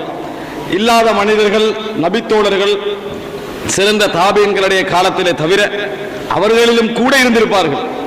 அப்படி இருக்கின்றன. ஆனாலும் எங்களது பிரச்சனை என்ன தெரியுமா, அந்த தவறு சுட்டிக்காட்டப்படுகின்ற பொழுது நாங்கள் ஏதோ ஒரு வகையில் அதை நியாயப்படுத்த முனைவதுதான். ஏதோ ஒரு வகையில் தான் தவறு செய்வது இவருடைய தவறை போன்று, ஹந்தலாவுடைய தவறை போன்று, அல்லது அதையெல்லாம் மன்னிக்க வாய்ப்பு. இதை நான் சொல்லக்கூடாது. எனது வாயில் என்ன இஹ்லாஸ் இருக்கணும் தெரியுமா, நான் உண்மையில அதுக்கு பயப்பட்டு கண்டிருக்கிறேன், நீங்க சொல்லி காட்டினது நல்லது என்கின்ற வார்த்தை சொல்லணும். சிலவங்க அதை சொல்றாங்க, யாரா சொல்லிட்டேன் அதை சொல்லிட்டு அங்கே போய் சொல்லிட்டு வந்துட்டேன், அந்த ஆள்கிட்ட லிஸ்ட் என்கிட்ட ஒரு கூட இருக்குன்னு இங்கே வந்து சொல்றது. அப்ப நம்மட பிரச்சனை என்ன தெரியுமா, எப்படியாவது நம்மட செக்ஷனை நம்ம விட்டு கொடுக்க தயாராக இல்லை. இவர்களை இறைவன் செலக்ட் பண்ணுவான் நீங்க எங்கேயுமே சொல்ல முடியாது. ஆனால் அல்லாஹ் தஆலா பாவத்தில் அப்படி ஒரு போராட்டம் நடத்தக்கூடிய மனிதர்களை செலக்ட் பண்ணி இருக்கிறான். நிறைய உதாரணம் சொல்லலாம். ஆனால் அவர்கள் எந்த இடத்திலும் தங்கள் பாவத்தை எந்த வகையிலும் நியாயப்படுத்த முடியவில்லை. நம்ம பாவத்தை டிஃபென்ஸ் பண்றதற்கு ஒரே ஒரு இடத்தில் மட்டும்தான் இஸ்லாத்துல அனுமதி இருக்கு. எங்க, நம்ம ஹக்கை ஒன்று சொல்லுகின்ற பொழுது, உண்மையை சொல்லுகின்ற பொழுது, மார்க்கத்தை சொல்லுகின்ற பொழுது, அதை சுட்டி காட்டி அந்த பாவத்தை நிராகரிக்க நினைத்தால், அந்த உண்மையை நிராகரிக்க நினைச்சா அப்ப நம்ம பாதுகாக்கலாம். பாரு, நான் அந்த பாவம் செஞ்சுக்கிறேன்னா, ஆனா அதுக்கு இதுக்கு சம்பந்தம் இல்லை. எப்படி ஃபிர்அவுன் மூசா அலைஹிஸ்ஸலாம் ஃபிர்அவுன் இடத்தில் ஹக்க சொல்ல போறார், உண்மையை சொல்ல போகிறார். சொன்ன போற நேரத்தில் ஃபிர்அவுன் திருப்பி கேட்டா, வஃஅல்த ஃபஅலதக அல்லதி ஃபஅல்த வஅன்த மினல் காஃபிரின், தவ்வாவை வந்து செய்றீங்க, காபிரா இருக்க கொலை செஞ்சீங்களே, மறந்துட்டா, விளங்கிட்டா. அதே நேரத்தில் எங்கள்கிட்ட வந்து நீ இருந்து சாப்பிடலையா, உன்னை நான் வளர்க்கலையா என்று, அதாவது குடுத்தத்தையும் சொல்லி காட்டி செஞ்ச கொலையை என்ன செஞ்சா ஞாபகப்படுத்தினான். அப்ப அந்த நேரத்தில் மூசா அலைஹிஸ்ஸலாம் அதை கொஞ்சம் நியாயப்படுத்தினார். என்ன நியாயம்? செஞ்சது சரியன்னு சொல்லல. கால ஃபஅல்துஹா, செஞ்சன்னா இதம் வஅன மினத் தால்லீன், நான் அப்ப வழி தவறியவனாக இருந்தேன். ஃபஃபரர்து மின்கும் லம்மா ஹஃப்துக்கும் ஃபவஹப லி ரப்பி ஹுக்மன் வஜஅலனி மினல் முர்சலீன். அதாவது நான் பயந்து ஓடினேன், அதுக்கு அப்புறம் அந்த கொலை செஞ்சு பயந்து ஓடினேன். அல்லாஹ் தஆலா எனக்கு அதை மன்னித்து என்னை தூதராக்கி என்னை தெரிவு செய்து கொண்டான். நான் செய்யலேன்னு மறுக்கல மூசா அலைஹிஸ்ஸலாம். அங்கேயும் நான் அப்ப தவறுள்ளவனா இருந்தேன், பாவியாக இருந்தேன். செஞ்சதுக்கு காரணம் தெரியுமா, அதனுடைய பின்னணி என்ன தெரியுமான்னு கேட்கல. இந்த மாதிரி கட்டத்திலே தவிர நம்ம ஒரு உண்மையை சொல்ல போகின்ற நேரத்தில் எங்கட பாவத்தை அதுக்கு ஒரு வேலியாக ஒருவன் யூஸ் பண்ணுவானாக இருந்தாலே தவிர மற்ற எந்த இடத்திலும் நம்மளை நாங்கள் நியாயப்படுத்த முயற்சிக்க கூடாது. அது ஒரு வகையில் அதை முழுமையாக நாம் சொல்வதாக இருந்தால் எமது அதாவது இஹ்லாஸையும் எமது உள்குறைபாடையும் நிரூபிக்கக்கூடிய ஒரு அம்சமாகத்தான் அது மாறும். இறைவன் எம்மை இஸ்லாமிய போராட்டத்தின் வெற்றியாளர்களாக, போராளிகளாக அல்ல. மைக் பிடிச்சு பேசணும்னே போராளி, எழுதினுடனே போராளி, விளங்கிட்டா? அது போல சமுதாயத்தில் கஷ்டப்பட்டு எல்லாம் போராளி தான். வெற்றியாளர்கள் இருக்குது. வெற்றியாளர்களாக இறைவன் செலக்ட் பண்ண வேண்டும் என்றால் எங்களது அன்றாட நடைமுறையில் நாம் ஒரு விஷயத்தை புரிந்து கொள்ள வேண்டும். முயற்சியை எங்கள் முயன்ற அளவுக்கு நாங்கள் எடுத்திருக்க வேண்டும். இரண்டாவது, எமது வாழ்க்கையில் இறைவனோடு ஒரு தனிமையான ஒரு தொடர்பு நிறையவே இருந்திருக்க வேண்டும். அப்படிப்பட்ட ஒரு இஹ்லாஸ் எம்மிடத்தில் வெளிப்பட வேண்டும். இன்றைய தவ்வா களத்தினதும் இன்றைய சமூகத்தினதும் மிகப்பெரிய குறை இயக்க வித்தியாசம் இல்லாமல் அதுதான் என்பதை புரிந்து கொள்ள வேண்டும். இயற்கை வித்தியாசம் இல்லாமல் நீங்க காணலாம். அன்புள்ள எந்த அளவுக்கு என்று சொன்னால், இப்ப நான் இந்த ஸ்பீச்சையே ஒரு மணித்தியால செஞ்சு முடிச்சுன்னு வைங்களேன், இதே ஸ்பீச் எதுக்கு மாறும் தெரியுமா? இன்னொத்த குறைய சொல்றதுக்கு மாறிடும். பாத்தீங்களா? சொன்னாரா இல்லையா? குறைய மறைக்காதீங்கன்னு அடுத்தவனை தோன்றதுக்கு என்ன செஞ்சிடும்? மாறுற அளவுக்கு தான் இன்னைக்கு பயான விளங்குற ஸ்டைலும் இருக்குது. விளங்கிட்டா? அப்ப அந்த அளவுக்கு இஹ்லாஸ் இன்மை என்பது இன்றைக்கு எல்லோரிடத்திலும் வியாபித்திருக்கின்ற ஒரு தன்மை இருக்கிறது. இது எங்கள் சமுதாயத்தில் வெற்றியாளர்களை அல்லாஹ் வெற்றியாளர்களை செலக்ட் பண்ணத்தான் செய்வான். இலங்கை முஸ்லிம்கள் எல்லாரும் இஹ்லாஸோடையும் ஏகத்துவத்தோடையும் தக்குவாவோட இருந்தா தான் இலங்கை முஸ்லிம்களுக்கு வெற்றி கொடுப்பான்னு அல்லாஹ் சொல்லல. 4 பேரை வச்சு வெற்றியை கொடுத்துருவான். விளங்கிட்டா? 4 பேர் போதும் அல்லாஹ் வெற்றியை கொடுப்பதற்கு, ஒருவர் போதும் அல்லாஹ் வெற்றியை கொடுப்பதற்கு. எல்லாரும் இருக்கணும் என்று அல்ல, அல்லாஹ் தஆலா சிலரது கையில் வெற்றியை வைத்திருக்கிறான். இஸ்லாமிய வரலாறு ஆதாரம் அதுக்கு. விளங்கிட்டால் இஸ்லாமிய சமுதாயத்துடைய எத்தனையோ வீழ்ச்சிகளுக்கு மத்தியில் உங்களுக்கு தெரியும், தாத்தாரியர்கள், மொங்கோலியர்கள் இஸ்லாமிய சமுதாயத்துடைய தலைமையகத்தை 5 லட்சம் பேரை உயிரோடு வெட்டி, அதாவது உசுரோடு கூப்பிட்டு வெட்டினார்கள். அந்த பகதாத் தலைநகரம் அப்படியே மழை பெய்தன் காரணமாக தொற்று நோயாகி நாற்றம் எடுத்தது. அப்ப அல்லாஹ் தஆலா நீங்க எல்லாம் திருந்தி இல்ல என்பதற்காக வெற்றி கொடுக்காம இருந்தானா? பகதாத் ஹலீஃபாவால தான் அவ்வளவு நடந்தது. இஸ்லாமிய ஆட்சி இருக்க கூட தான் நடந்தது. இஸ்லாமிய ஆட்சி இருந்தா மட்டும் இஸ்லாமிய சமுதாயத்துக்கு தீர்வு கிடைச்சு நினைக்க வேணாம். அப்பாசிய கிலாபத்தின் செழித்தோங்கிய காலகட்டத்தில் தான் 5 லட்சம் பேர் இஸ்லாமிய தலைநகர்ல வெட்டி கொள்ளப்பட்டாங்க. ஆனா அல்லாஹ் தஆலா அடிமையாக இருந்து விடுதலை செய்யப்பட்ட குத்துஸ் என்ற எகிப்திய மன்னனுடைய இஹ்லாஸின் காரணமாக ஐன் ஜாலூத் என்ற யுத்தத்தில் மிகப்பெரிய வெற்றியை கொடுத்து மங்கோலிய தாத்தாரிய படையை இஸ்லாமிய உலகத்தை விட்டு அகற்றுகின்ற ஆரம்ப வேலை அல்லாஹ் தஆலா ஆரம்பித்தார். வெற்றியாளர்கள் என்பதை இறைவன் தெரிவு செய்வதற்கிறது அவரவர்களுடைய இஹ்லாஸும் அவர்கள் தனிப்பட்ட வாழ்க்கையுடைய தொடர்பும் தான். பாவத்தை பொறுத்த வரைக்கும் எல்லோரிடத்திலும் இருக்கிறது. ஆனால் இருக்கிறது என்று வச்சு கொண்டு போகாமல் அதை மாற்றுவதற்கான உண்மையான முயற்சி, உண்மையான அடிமன், அது இறைவனுக்கு தெரியும். யார்கிட்ட நீங்க நம்ம கொஞ்சம் கொஞ்சம் காலமா மாற்ற ட்ரை பண்ணிட்டு வரேன், யார்கிட்டையும் புள்ளி ரிப்போர்ட் கொடுக்க வேண்டிய அவசியம் இல்லை. நீங்க அல்லாஹ்ட்ட கொடுங்க, மக்கள்கிட்ட கொடுக்க வேணாம். அல்லாஹ் தஆலா உங்களை அளப்பவர்களில் மிகச் சிறந்தவனாக இருக்கிறான். உங்களோட அளவுகோல்ல பிழை இருக்கலாம், அல்லாஹ்வுடைய அளவுகோலில் பிழை வராது. அன்புள்ள சகோதரர்கள், ஆனால் எமக்கு நாமே மனைவிட்ட பாவத்தை நியாயப்படுத்துறது, பிள்ளைகள்கிட்ட நியாயப்படுத்துறது, சமூகத்துல நியாயப்படுத்துறது, அல்லது யாரும் பார்க்கல எமக்கு நாமே ஒரு நியாயத்தை கற்பித்துக் கொண்டிருப்பது இருக்கிறது. போராளிகளாக இருப்போம், வெற்றியாளர்களாக இருக்க மாட்டோம். போராளிகளாக நாங்கள் இருப்போம், போராளிகள் அடையாளத்தில் இருப்போம், வெற்றி பெற்ற லிஸ்ட்ல நம்ம வரவே மாட்டோம். அல்லாஹ் தஆலா வெற்றியாளர்களாக ஒரு சமுதாயத்தை செலக்ட் பண்ணிடுவான். ஒரு சமுதாயத்தை அல்லாஹ் தஆலா செலக்ட் பண்ணி விடுவான். அதை அல்லாஹ் தஆலா நபித்தோழர்களுக்கு தெளிவாக அறிவித்திருக்கிறான். ஆனால் அதே நேரம் பாவத்துடைய போராட்டம் இஹ்லாஸாக இருந்தால், உண்மையில் ஒரு அதாவது யாத்திராவோடு ஏற்றுக்கொண்ட மனநிலையோடு நாங்கள் எமது இஹ்லாஸை வளர்த்துக் கொண்டு வருவோம் என்றால் அவர்களுக்கும் அல்லாஹ்விடத்தில் ஒரு பெரிய ஒரு சான்றிதழ் இருக்கிறது. ரசூலுல்லாஹி ஸல்லல்லாஹு அலைஹி வஸல்லம் அவர்களிடத்தில் ஒரு மனிதர் இருந்தார். புகாரிலே வரக்கூடிய செய்தி. அடிக்கடி நபி அவர்களை நகைச்சுவை ஊட்டக்கூடியவராக இருந்தார். நபி அவர்களுக்கு நிறைய என்ன செய்வாரு, அதாவது நுஐமான் என்ற நபித்தோருடைய பெயர். நிறைய நகைச்சுவை சொல்லுவார். ரசூலுல்லாஹ் சிரிப்பாங்க, சிரிப்பு ஊட்டக்கூடிய மாதிரி சில செயல்பாடுகள் செய்வார். அப்படி இருந்தார். இந்த நுகைமான் என்ற நபித்தோழர் நபி அவர்களை மிக மிக மிக அன்போடு விரும்பக்கூடியவராக இருந்தார், மிக இரக்கத்தோடு விரும்பக்கூடியவராக இருந்தார். இவர் என்ன செய்வார் தெரியுமா? வறுமையில் உள்ளவர், பொருளாதாரம் இல்லாதவர். ரசூலுல்லாஹ்வுக்கு நல்ல ஸ்பெஷலான ஒரு அன்பளிப்பு கொடுக்கணும் இவருக்கு ஆசையாக இருந்தது. ஒரு நல்ல அன்பளிப்பு கொடுக்கணும், ஆனா வசதி இல்லை. இவருடைய செயல்பாட்டிலே ஒரு நகைச்சுவை தன்மை இருந்ததுனால, இவர் கொடுக்கணும் என்ற ஒரு ஆசையும் இவருக்கு இருந்ததுனால, இவர் ஒரு முறை என்ன செய்யறாருன்னா, மார்க்கெட்டுக்கு போற டைம்ல பார்க்கிறார், நல்ல ஒரு ரசூலுல்லாஹ்வுக்கு சூட்டபிளான உடுப்பு ஒன்று இருக்குது, நல்ல ஒரு பொருள் ஒன்று இருக்குது. அந்த வியாபாரிகிட்ட சொல்றாரு, பின்னால பொருளை எடுக்கிறார், பணத்தை கேட்கிறார், பின்னால வாங்கண்டா. விளங்கிட்டா? அவர் வாரார் பின்னால. ரசூலுல்லாஹோட வீட்டு வரைக்கும் வந்துட்டார். கதவை தட்டினாங்க, ரசூலுல்லாஹ் வெளியே வந்தாங்க. அல்லாஹ்வின் தூதரே, உங்களுக்கு அன்பளிப்புன்னா. வியாபாரி பின்னால நிற்கிறார். விளங்கிட்டா? உங்களுக்கு அன்பளிப்புன்னா. திரும்பின உடனே வியாபாரி கேட்டாரு, சல்லி எங்க? ரசூலுல்லாஹ்வை பார்த்து சொன்னாங்க, அல்லாஹ்வின் தூதரே சல்லியை கொடுத்துருங்கன்னாரு. விளங்கிட்டா? இது சஹீஹுல் புகாரில வர செய்தி. அல்லாஹ்வின் தூதரே சல்லியை கொடுத்து விடுங்கன்னாரு. அதாவது இந்த இந்த நபித்தோழரை பற்றி இந்த வார்த்தை அதாவது இசாபால வரக்கூடிய செய்தி. இப்ப நான் சொன்ன இந்த சம்பவம், இந்த நபித்தோழரை பற்றி பின்னால சொல்லக்கூடிய செய்தி புகாரில் வரக்கூடிய செய்தி, இந்த செய்தி இசாபாவில் வரக்கூடிய செய்தி. அப்ப என்ன செய்யறாரு என்று சொன்னால், சல்லியை கொடுத்துருங்கன்னாரு. ரசூலுல்லாஹ், நீங்க எனக்கு அன்பளிப்பு தரலையான்னு கேட்டாங்க. அவலம் தொகுதியிலே அன்பளிப்பு தான் சல்லி இல்ல அல்லாஹ்வின் தூதர், வசதி இல்லை என்றார். இவருடைய மன ஆசை, இவர் வேணுமென்று செய்யல, மன ஆசை ஒரு நல்ல அன்பளிப்பு கொடுக்கணும், ஆனா கையில என்னது? வசதி இல்லை. இதனால ரசூலுல்லாஹி ஸல்லல்லாஹு அலைஹி வஸல்லம் அவங்க ஒரு மத்த தலைவரா என்ன சொல்லிப்பாங்க, என்ன என்னைய வச்சு விளையாடுறீங்களா, நகைச்சுவையா, அப்படித்தான் சொல்லிப்பாங்க. அப்படியெல்லாம் ரசூலுல்லாஹ் மனசுலயே இல்லை. அவர் அது உண்மையா செஞ்சிருந்தா கூட ரசூலுல்லாஹ் அப்படி எடுக்க மாட்டாங்க. ஒரு சிறந்த தலைவர், அதை அவங்க நபித்தோழர்கள் விளங்கி வைத்திருந்தார்கள். அன்புள்ள சகோதரர்களே, இந்த நபித்தோழரை ரசூலுல்லாஹ் நல்லா விரும்பினாங்க, நிறைய விரும்பினாங்க ரசூல் ஸல்லல்லாஹு அலைஹி வஸல்லம். ஆனால் இவர் ஒரு பாவம் செய்யக்கூடியவராக இருந்தார். என்ன பாவம்? எப்ப பார்த்தாலும் சாராயம் குடிப்பார், எப்ப பார்த்தாலும் சாராயம் குடிப்பார். ஆனால் அவரோட வரலாற்றை நீங்க எங்கே காண மாட்டீங்க, அந்த சாராயத்தை நியாயப்படுத்தினதாகவோ அல்லது அதுக்கு மட்டும் ஒரு நான் என்னத்துக்கு செய்யறேன் தெரியுமா ஒரு பின்னணி சொன்னதாகவோ அல்லது கொஞ்ச காலத்துல மாறிமன் அப்படி எல்லாம் அவர் சொல்லல. மனதளவுல அவர்கிட்ட பெரிய ஒரு போராட்டம் இருந்தது. அடிக்கடி நபித்தோழர்களை ஏசுவாங்க, அந்த ஏச்ச வாங்கிக்கொள்வார். விளைதா திருப்பி எல்லாம் கேட்க மாட்டார், ஏச்ச வாங்கிக்கொள்வார்.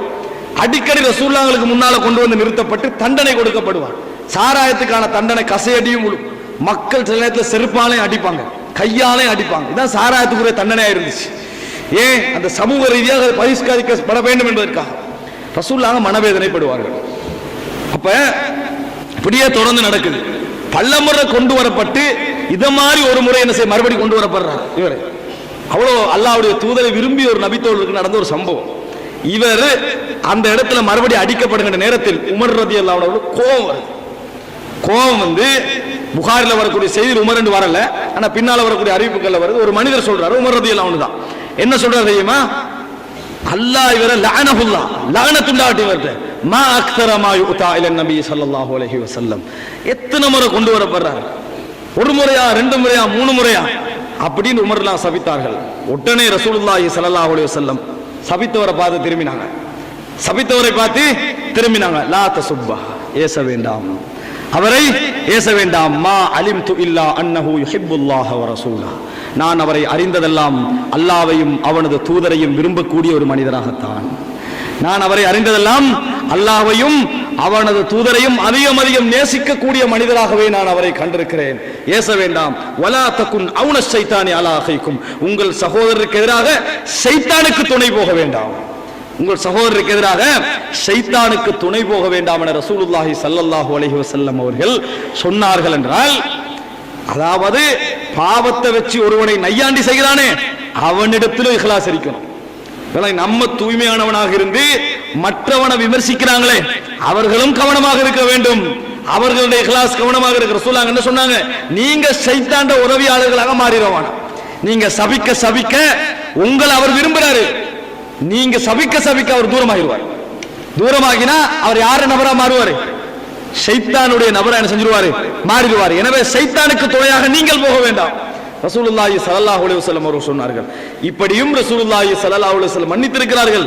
ஆனால் முதல் கட்டமாக எம் சமுதாயத்தில் உள்ள பெரிய குறை என்ன தெரியுமா? எல்லோரிடத்திலும் தாங்கள் செய்கின்ற தவறுகளை மாற்றிக்கொள்ள முடியாமல் போராடுகின்ற விஷயங்களை எப்படியாவது நியாயம் கற்பிக்க பார்க்கிறது. ஏதாவது ஒரு விருந்துக்கு போற வளமை இருக்கு, மார்க்கத்துக்கு முரணு தெரியும், ஃபங்க்ஷன் மார்க்கத்துக்கு முரணு தெரியும், போவோம்.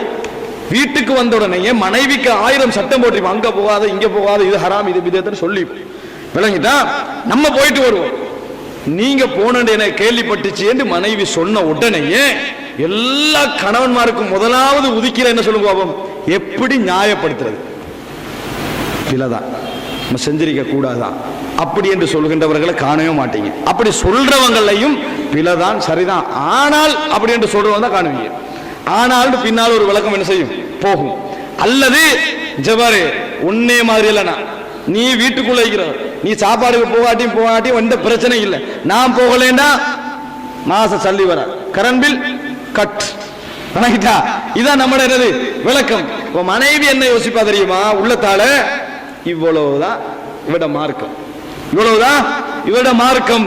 எனவே முதல் தோல்வி உங்களோட குடும்பத்துக்குள்ள. அதுபோல நீங்க டிவியை தடுத்து பாருங்க, எடுபடாது. விளங்கிட்டா பாவங்களை தடுத்து பாருங்க, எடுபடாது. ஏன், இங்கிருந்து வந்தா தான் இங்க போய் சேரும், இங்கிருந்து வந்தா தான் இங்க போய் சேரும். இல்லை என்றால் ஒரு பொழுது நீங்க உபதேசத்துக்கு மேல உபதேசம் செய்யுங்க, போய் சேராது. அதனாலதான் உமர் இப்னுல் கத்தாபை பார்த்து ரசூலுல்லாஹி ஸல்லல்லாஹு அலைஹி வஸல்லம் சொன்னார்கள், உமரே நீங்கள் எந்த வீதியால் சென்றாலும் ஷைத்தான் அந்த பாதையை மாற்றுகிறான், அந்த பாதையை மாற்ற கிட்டவரை அவன் நினைக்கிறான் இல்லை. ஏன், அவருடைய அந்த இஹ்லாஸான வார்த்தை அடிப்படையான காரணம் சகோதரர்களே. அப்ப முதலாவது அம்சம், அல்லாஹ் தஆலா இந்த சமுதாயத்தில் எங்களது போராட்டத்தில் எங்களையே வெற்றியாளர்களாக செலக்ட் பண்ணணும்டா.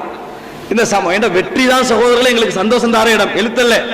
நாம் ஒன்றுக்கு எதிராக இஸ்லாத்துக்காக போராடி கஷ்டப்பட்டு முயற்சி செய்து வெற்றி பெற கட்டம் இருக்குது, அந்த டைம்ல தான் எங்களுக்கு உண்மையான சந்தோஷம் இருக்குது. அந்த சந்தோஷ நேரத்தில் நாங்கள் செலக்ட் பண்ணப்படாமல் இறைவன் பிறரது கையால் வெற்றியை கொடுத்தால், செலக்ட் பண்ணப்படுறேன்னா அமைச்சர் பேசுற வெற்றி அல்ல, இந்த சமுதாயத்துடைய தீர்வில் இவர்தான் ஆரம்பமாக இருந்தார் கடைசியாக இருந்தார் மக்கள் பேசுவாங்களே, மக்களால் ஒரு வெற்றி கிடைக்குமே, அந்த வெற்றி இறைவனை பொறுத்த வரைக்கும் வெறும் போராட்டத்துக்கு கொடுப்பதே கிடையாது, வெறும் போராட்டத்துக்கு கொடுப்பதே கிடையாது. இந்த சமுதாயத்தில் எந்த அளவில் அவரது மனப்போராட்டம் இருந்து கொண்டிருக்கிறது, எந்த அளவு இறைவனுடைய தொடர்பு இருந்து கொண்டிருக்கிறது என்கின்ற அம்சத்தில் தான் அது தங்கி இருக்கிறது. ஆனால் இந்த விஷயத்தை பொறுத்த வரைக்கும் மிக மிக மிக மிக பலகீனவர்களாக நாம் அனைவருமே இருந்து கொண்டிருக்கிறோம். 100% உறுதி. நாம் மாற்றுவதற்கு முயற்சிப்பதில்லை. அதற்கு பல காரணங்கள் சொல்லலாம். ஒன்று, அந்த பாவத்துடைய டேஸ்ட் என் மனதை வியாபித்துக் கொண்டிருக்கிறது. சினிமாவா அந்த இளைஞர்களுக்கு அதோட டேஸ்ட் என்ன செய்து அப்படியே ஊண்டி எழுதப்பட்டிருக்கிறது. நம்ம இந்த பயான் பண்ணி கொண்டிருக்கிற கட்டத்திலேயே பயான்லயே அவங்க என்ன நினைச்சுப்பாங்க, நான் இந்த இது பார்க்கணும், என்னென்ன பார்க்கணும், என்ன கட்டம் பார்க்கணும், கடைசியா ஒன்று வரைக்குது, அதை பார்க்கணும் இதை பார்க்கணும் ஒரு பிளான் போட்டிருப்பாங்க. எவ்வளவு பேசி என்னதான் சொல்லிட்டாலும் அதை விடுவதற்கான அந்த மனபலம், ஈமானிய பலம் அவர்களிடத்தில் இல்லை. மார்க்க போராட்டத்தில் மட்டும் முன்னுக்கு நிற்கிறாங்க. எல்லாத்திலையும் பேசுவதில், எழுதுவதில், போராடுவதில் எல்லாம் போராட்டத்தை முன்னுக்கு. ஆனால் அந்த பாவத்தில் அவர்கள் லைத்திருக்கிறார்கள், இன்பத்தோடு இருக்கிறாங்க. விடணும் என்கின்ற சிந்தனை ஒரு காலத்தில் இருந்துச்சு, இப்ப சிந்தனை எல்லாம் எடுத்துட்டேன், விட தேவையில்லை, நான் பக்கம் வந்தலா விளங்கிட்டானே என்ற பட்டியல போய் கொண்டிருக்கிறார்கள். நாளை சுண்ணத்தாயிருக்காது, பாவம் இருந்தா தான் நம்ம மனுஷன் நிரூபிக்கலாம். எனவே பாவம் செய்வது மனுஷனுக்கு சுண்ணத்தை என்ன செய்வாங்க, அந்த லெவலுக்கு என்ன செய்யலாம் போகின்ற அளவுக்கு எம்மிடத்தில் மாறிக்கொண்டிருக்கிறது. இவர்களை ஒரு நாளும் இறைவன் இவர்களது போராட்டத்தை வைத்து செலக்ட் பண்ணுவதில்லை. அல்லாஹ் ரப்பல் ஆலமீனை பொறுத்த வரைக்கும் எங்கள் முயற்சிகளின் பால் எந்த தேவையும் இல்லாதவன் இறைவன் முயற்சியை ஒரு சபபாக எங்களிடத்தில் எதிர்பார்க்கிறானே ஒழிய முயற்சியை தான் இலக்காக இறைவன் என்ன செய்யவில்லை, எதிர்பார்க்கவில்லை சகோதரர்களே. அதனால அல்லாஹு தஆலா யாரை செலக்ட் பண்ணுவான் என்பதை நம்ம சொல்ல முடியாது. ரசூலுல்லாஹி ஸல்லல்லாஹு அலைஹி வஸல்லம் சொன்னார்கள், ருப்ப அஷ்அத மத்ஃபூஅன் பில் அப்வாபி லவ் அக்ஸம அலல்லாஹி லஅபர்ரஹு. சஹீஹ் முஸ்லிமிலே வரக்கூடிய செய்தி. ருப்ப அஷ்அத மத்ஃபூஅன் பில் அப்வாப். என்ன சிவத்து தெரியுமா? அது எனக்கு வராது, உங்களுக்கும் வராது, அரசியல்வாதிக்கு வராது, நிறுவனங்களுக்கு வராது, சமூக போராளிகளுக்கு வராது, தலைவர்களுக்கு வராது, எங்களை யாருக்குமே வராத ஒரு சிவத்தை ரசூலுல்லாஹ் சொல்றாங்க. அவங்க தான் சில பொழுதுகளில் வெற்றியாளர்கள் என்றாங்க. ருப்ப அஷ்அத், பரட்டை தலையுடையவர்கள். அப்படின்னா என்ன, அவனுக்கு இது வாருவதற்கு டைம் இல்லை. டைம் கொஞ்சம் இருந்தா தானே தலைவாரலாம். தலைவாரி தேங்கெண்ணெய் போட்டு நீட்டா வச்சுக்கிறதுக்கெல்லாம் அவன் டைம் இல்லை. அவன் வேலை என்ன தெரியுமா, வழி இல்லாம கஷ்டப்பட்டு தனக்கு வழியே இல்லாம வீடு வாசல்கள்ல நின்று இறைந்ததா அவனால முடிஞ்சது. அப்ப என்ன செய்வாங்க? பெரும்பாலும் சிலவங்க கொடுப்பாங்க, சிலவங்க என்ன செய்வாங்க? கதவை பூட்டிடுவாங்க. ரசூலுல்லாஹ் இரண்டாவது சிபத்தை சொல்றாங்க, மதுஃபூஅன் பில் அபுவாப், கதவுகளில் விரட்டப்படக்கூடியவர்கள், கதவுகளில் தட்டப்படக்கூடியவர்கள். இவர்கள் சில பொழுதுகளில் அல்லாஹ்விடத்தில் சத்தியம் செய்து ஒன்றை சொல்வார்கள் என்றால் அல்லாஹ் உடனே நிறைவேற்றி கொடுப்பான். உடனே என்ன செய்வான்? நிறைவேற்றி கொடுப்பான். என்ன காரணம்? எங்களிடத்திலே இருக்கக்கூடிய தன்மைகளை விட நல்ல தன்மைகள் அவரிடத்திலே இருந்தால் அவர் வெற்றியாளராக மாறுவார் என ரசூலுல்லாஹி ஸல்லல்லாஹு அலைஹி வஸல்லம் சொன்னார்கள். வ இன்ன மின்கும் ரிஜாலன், உங்களில் சிலர் இருக்கிறார்கள், லவ் சஅலூகும் தீனாரன் அவ் திர்ஹமன் லம் துஅதூஹும், நீங்கள் ஒரு தீனாரையோ திர்ஹத்தையோ அவர்கள் உம்மிடத்திலே கேட்டால் நீங்கள் கொடுக்க மாட்டீர்கள். வலாகின்னஹும் இதா சஅலுல்லாஹல் ஜன்னத லஅதாஹும், அல்லாஹ்விடத்தில் சொர்க்கத்தை கேட்டாலும் அல்லாஹ் கொடுத்து விடுவான். நம்ம தீனார் திர்ஹத்தை அவங்களுக்கு கொடுக்க மாட்டோம், அல்லாஹ்விடத்தில் சொர்க்கத்தை கேட்டாலும் அல்லாஹ் ரப்பல் ஆலமீன் என்ன செய்வான்? கொடுத்து விடுவான். ரசூலுல்லாஹி ஸல்லல்லாஹு அலைஹி வஸல்லம் அவர்கள் சொன்னார்கள். அப்படின்னா என்ன? வெற்றி இருக்கிறதே போராளிகளுக்கு மட்டுமல்ல, வெற்றி போராளிகளுக்குள் சுருக்கப்பட்டதல்ல. யாரோ ஒருவருக்கு இறைவன் வெற்றி எழுதியிருப்பான், அதற்குரிய காரணத்தையும் இறைவன் நிர்ணயித்திருப்பான், அதுக்குரிய காரணத்தையும் நிர்ணயித்திருப்பான். சகோதரர்களே, அதைத்தான் அல்லாஹ் தஆலா சொல்கிறான், அவர்கள் புறக்கணித்தால் யஸ்தபதில் கௌமன் கைரக்கும் சும்ம லா யகூனு அம்சாலக்கும், அவர்களை அல்லாஹ் தஆலா நீங்கள் புறக்கணித்தால் உங்களை மாற்றிவிட்டு இன்னொரு சமுதாயத்தை அல்லாஹ் கொண்டு வருவான், அவர்கள் உங்களை போன்று இருக்க மாட்டார்கள், அவர்கள் உங்களை போன்று இருக்க மாட்டார்கள் அல்லாஹ் தஆலா சொல்லி காட்டுகிறான். எனவே அன்புள்ள சகோதரர்களே, முதல் பண்பாக நாங்கள் உருவாக்கிக் கொள்ளணும் என்ன தெரியுமா? வெற்றிக்கு நாங்கள் செலக்ட் பண்ணப்படுவதற்கு எமது போராட்டம் மட்டுமன்னு நினைச்சிருக்கூடாது. நான் இவ்வளவு கஷ்டப்பட்டேன் இந்த பிரச்சனைக்கு, நம்ம எவ்வளவு போராடினேன் என்பதல்ல எங்களை வெற்றிக்கு ரீசன்.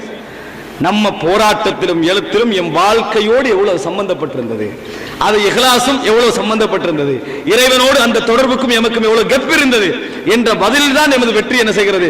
தீர்மானிக்கப்படுகிறது. இந்த செக்ஷனை நாம் கண்டுகொள்ளவில்லை. அதற்கான முதல் குறையே எமது பாவங்களை நாங்கள் நியாயப்படுத்துவது.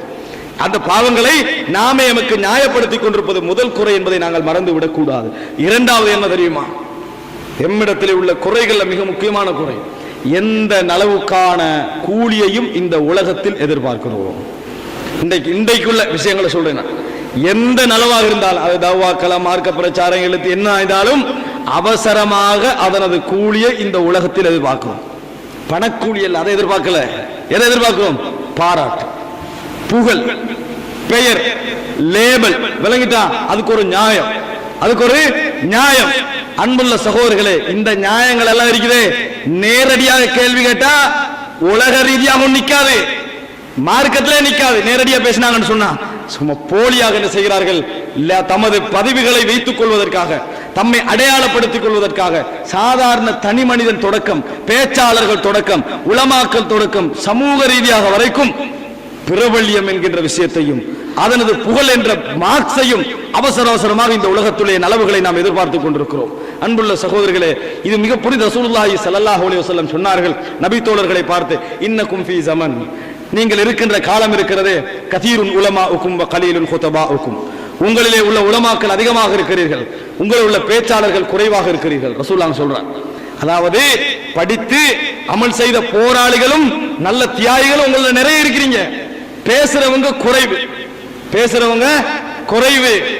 ஆனால் நீங்க உங்களை பொறுத்தவரைக்கும் ஃபமன் தரக்க உஸ்ரமா உமிர பிஹி ஃபகத் ஹலக், தனக்கு ஏவப்பட்டதில் 10ல் 1ஐ நீங்கள் விட்டாலும் அழிந்து விடுவீர்கள். நான் ரசூலுல்லாஹ் உங்களுக்கு சொன்ன மார்க்க கடமையில 10ல் 1ஐ விட்டாலும் அழிந்து விடுவீர்கள். வஸயதி ஸமானுன் அலைக்கும், உங்களுக்கு ஒரு காலம் வரும், கலீலுன் குதபாஉஹும் வ கதீருன் உலமாஉஹும், அதாவது கலீலுன் உலமாஉஹும் வ கதீருன் குதபாஉஹும், பேசுகின்றவர்கள் நிறைய இருப்பார்கள், பேச்சாளர்கள் நிறைய இருப்பார்கள். இந்த இடத்துல மட்டும் நினைக்க கூடாது, தனிப்பட்ட ரீதியாக தான் பேசுகின்றவர்கள் குதபா என்ன செய்வார்கள்? நிறைய இருப்பார்கள். கலீலுன் உலமாவுக்கும், உங்களில் உலமாக்கள் குறைவாக இருப்பார்கள். ரசூலுல்லாஹ் சொல்றது உண்மையான நிலைப்பாடு. அழிஞ்சு படிச்சு தியாகம் செய்றவங்க குறைவாக இருப்பார்கள். ஃபமன் அகத உஸ்ரமா உமிர பிஹி, தனக்கு ஏவப்பட்டதில் 10ல் 1ஐ பிடித்தாலும் ஃபகத் நஜா, அவர் தப்பி விடுவார். ரசூலுல்லாஹ் 10ல் 1ஐ பிடித்தாலும் அவர் தப்பி விடுவார் என ரசூலுல்லாஹி ஸல்லல்லாஹு அலைஹி வஸல்லம் சொன்னார்கள். அப்படின்னா என்ன? இஹ்லாஸ் குறைந்த காலத்தை ரசூல் ஸல்லல்லாஹு அலைஹி வஸல்லம் சொல்கிறார். இஹ்லாஸ் குறைந்த காலத்தை சொல்லி காட்டிக் கொண்டிருக்கிறார்கள். அன்புள்ள சகோதரர்களே,